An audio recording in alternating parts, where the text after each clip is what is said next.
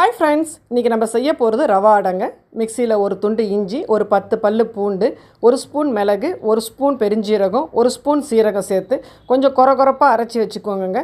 அதுக்கப்புறம் ஒரு பெரிய வெங்காயத்தை பொடியாக கட் பண்ணி வச்சு எடுத்துக்கோங்க.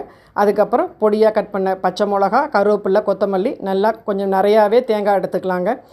ஒரு கப்பு ரவானா ஒரு கப்பு அரிசி மாவு அதில் போட்டு உப்பு சேர்த்து தண்ணி தெளித்து அடை தட்டுற அளவுக்கு நீங்கள் பக்குவத்துக்கு நீங்கள் பிசைஞ்சு வச்சுக்கோங்க. அதுக்கப்புறம் பொறப்பாக நம்ம அரைச்சி வச்சுருந்த அந்த பவுடரையும் அதில் சேர்த்து கலந்து நல்லா பிசைஞ்சு வச்சுக்கோங்க. ஒரு 10 நிமிஷம் ஊறிடுச்சுனாலே நல்லா ரவா ஊறி போயிடுங்க. அதுக்கப்புறம் ஒரு ஸ்பூன் எண்ணெய் விட்டு நல்லா பிளாஸ்டிக் கவரில் அடையை அழகாக ரவுண்டாக கையில் எண்ணெயை தடவிட்டு தட்டிடுங்க. அதை எண்ணெயை தோசைக்கட்டில் போட்டு எடுத்திங்கன்னா 2 ஸ்பூன் எண்ணெயை ஊற்றி நல்லா மொறுன்னு சுட்டு எடுத்தால் சூப்பரான ரவா அடை ரெடிங்க. இலை இல்லைங்கிற வாசி நான் அந்த பிளாஸ்டிக் கவரில் தட்டியிருக்கேன். இலை இருக்கிறவங்க இலையில கூட தட்டி நீங்கள் போடலாம். Thank you friends.